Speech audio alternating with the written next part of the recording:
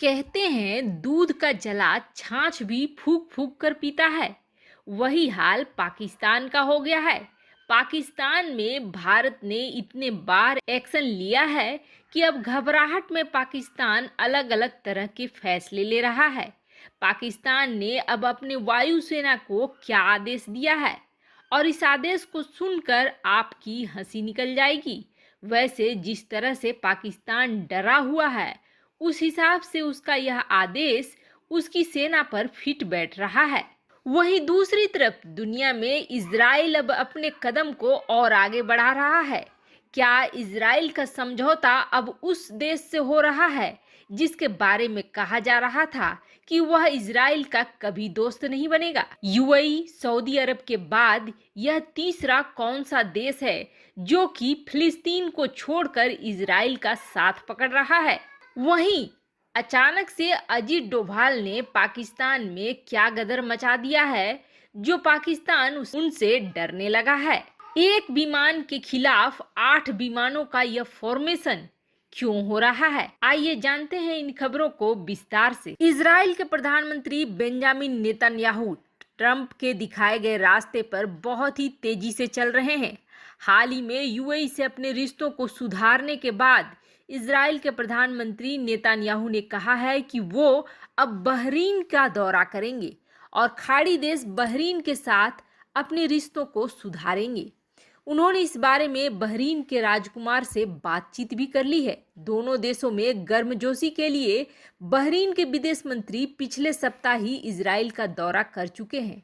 वैसे आपको बता दें, इजराइल और बहरीन एक दूसरे के प्रतिद्वंदी रह चुके हैं, लेकिन अक्टूबर में दोनों देशों ने अमेरिकी राष्ट्रपति डोनाल्ड ट्रंप की मध्यस्थता में फलस्तीन की नाराजगी को दरकिनार करते हुए सामान्य औपचारिक रिश्ते स्थापित किए थे। दोनों देशों ने द्विपक्षीय सहयोग बढ़ाने के अलावे कई समझौते पर दस्तखत भी किए हैं। नेतन्याहू ने सोशल मीडिया पर एक बयान जारी किया और जिसमें उन्होंने बहरीन के क्राउन प्रिंस सलमान बिन हमद के साथ दोनों देशों में शांति के लिए वार्ता की। इस दौरान हमद ने उन्हें बहरीन की आधिकारिक यात्रा के लिए बुलाया। वैसे आपको बता दें, सोमवार को इजरायली मीडिया में ये खबर आई थी कि देश के पीएम बेंजामिन नेतन्याहू सऊदी अरब के गोपनीय दौरे पर गए थे। इसके तहत उन्होंने सऊदी क्राउन प्रिंस मोहम्मद बिन सलमान से गुप्त बातचीत भी की, लेकिन सऊदी अरब ने इस मुलाकात की खबरों का खंडन किया है। सऊदी अरब के विदेश मंत्री ने कहा है कि बिन सलमान की अमेरिकी विदेश मंत्री माइक पोम्पियो के अलावा किसी और से बातचीत नहीं हुई है। वहीं पाकिस्तान लगातार अपने देश में जारी राजनीतिक अंतर्विरोध और कश्मीर मुद्दे पर दुनिया भर में अलग थलग पड़ने के बाद अपनी भड़ास को भारत पर निकाल रहा है। पड़ोसी देश के एक पूर्व सैन्य अधिकारी ने भारत के उस शख्स पर आरोप लगाया है जो भारत का काफी मजबूत शख्स माना जाता है। वैसे आपको बता दें, खुद पाकिस्तान में भी एक बड़ी हलचल मची हुई है अंदरूनी तौर पर। नवाज शरीफ जैसे बड़े राजनेताओं ने पाकिस्तान में सेना के बड़े पदों पर बैठे हुए लोगों पर चुनाव में हेराफेरी करने और लोकतंत्र में हस्तक्षेप करने का आरोप लगाया है। इसके अलावा उनकी बेटी मरियम नवाज ने भी सेना पर कई तरह के गंभीर आरोप लगाए हैं। लेकिन इन सब से मुद्दे को हटाते हुए अब पाकिस्तान भारत के ऊपर आरोप लगा रहा है। वैसे पाकिस्तान में यह जग जाहिर है कि पाकिस्तानी राजनेताओं की रोजी रोटी चलती है भारत की बुराई करते हुए। लेकिन अब जिसका नाम ले रहा है पाकिस्तान, वह है अजीत डोभाल। वैसे आपको बता दें, अजीत डोभाल के नाम से पाकिस्तान में कई नेता, राजनेता और सैन्य अधिकारी वैसे ही डरने लगते हैं। उनका कहना है कि एनएसए अजीत डोभाल ने पाकिस्तान में विद्रोहियों को और भी भड़काने का काम किया है। पाक के पूर्व सैन्य अधिकारी का कहना है कि भारत के राष्ट्रीय सुरक्षा सलाहकार अजीत डोभाल पश्तून ट्राइबल इलाकों और बलूचिस्तान में गुटों का इस्तेमाल कर रहे हैं ताकि पाकिस्तान की सेना कश्मीर मुद्दे से दूर हो जाए और देश के अपने ही मुद्दों में सिमट कर रह जाए।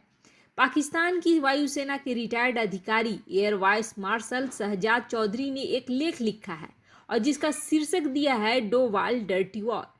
22 नवंबर को यह लेख छपा है जिसमें ये सारे आरोप लगाए गए हैं। पाकिस्तान के बड़े अधिकारी की ओर से यह आरोप उस समय लगाए गए हैं जब पाकिस्तान के पूर्व प्रधानमंत्री नवाज शरीफ वहां की सत्ता और सेना पर खुद सवाल खड़े कर रहे हैं। वैसे पाकिस्तान के लिए ये कोई बड़ी बात नहीं है कि अपने दोस्त का ठीकरा किसी दूसरे के माथे में फोड़ दो, क्योंकि खुद से देश तो संभाला जाता नहीं है।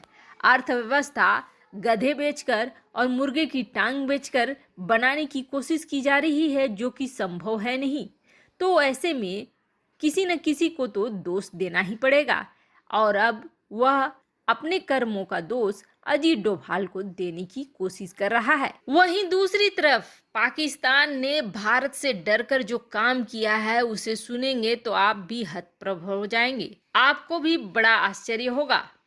पाकिस्तान के अंदर इस वक्त भारत का खौफ इस तरीके से आ गया है कि पाकिस्तान ने अपनी सेना को कुछ नए नियम दिए हैं। सीमा में कुछ हिस्सा ऐसा होता है जिसको बफर जोन माना जाता है। वहां पर अगर किसी के लड़ाकू विमान घुसते हैं तो उन्हें वार्निंग देने के लिए 2 लड़ाकू विमानों को भेजा जाता है, या उन्हें समझा बुझा कर वापस भेज दिया जाता है कि कहीं गलती से हो सकता है कि ये उस जगह पर पहुंच गए हो। लेकिन पाकिस्तान इसके उलट अपने वायुसेना में यह निर्देश दे रहा है कि अगर बफर जोन में भी दिखे भारतीय वायुसेना तो एक्शन लेने के लिए पाकिस्तान की वायुसेना को पूरी छूट है। यानी कि राफेल का और मिट्योर मिसाइलों का इतना ज़्यादा खौफ है पाकिस्तान के अंदर कि उन्होंने अपने वायुसेना को यह आदेश दे दिया है कि बियॉन्ड विजुअल रेंज मिसाइलें दागने के लिए वो स्वतंत्र हैं। अगर उन्हें जरा भी डर लगता है या उन्हें आशंका होती है कि भारतीय वायुसेना उसके ऊपर हमला करने वाली है। वैसे बस यहीं तक पाकिस्तान का नया नियम नहीं बना है, बल्कि उन्होंने यह भी कहा है कि एक विमान को घेरने के लिए 4 से 8 विमानों को लगाया जा सकता है। वैसे आपको बता दें, नॉर्मली वार्निंग देने के लिए एक विमान के पीछे 1 या 2 विमान लगाए जाते हैं, लेकिन 8-8 विमानों के फॉर्मेशन की जो नए नियम की घोषणा पाकिस्तान ने अपने वायुसेना के लिए की है, यह उसके लिए खुद कंगाली में आटा गीला करने जैसा है। ऐसा अगर पाकिस्तान सोचता भी है तो आप सोचिए कि उसके ऊपर कितने खर्च पड़ेंगे इस चीज़ के। 8 विमानों को एक विमान के लिए एक्टिव रखना और उसकी पूरी तैयारी करना एक खर्चीला प्रोसेस हो जाएगा। और क्या होगा अगर एक साथ 7-8 विमान हो जाए तो 8-8 की टेबल चलने लगेगी, जो कि पाकिस्तान के लिए कहीं से भी संभव नहीं है। वैसे पाकिस्तान के अंदर यह डर देखकर अच्छा लग रहा है। अब पाकिस्तान को पूरी तरीके से यकीन हो रहा है कि पीओके उसके हाथ से निकलता जाएगा। वैसे आपको क्या लगता है, क्या पीओके भारत के पास वापस आएगा? कमेंट कर अपनी राय जरूर बताएं। जल्द मिलते हैं अगले वीडियो में नई खबर के साथ।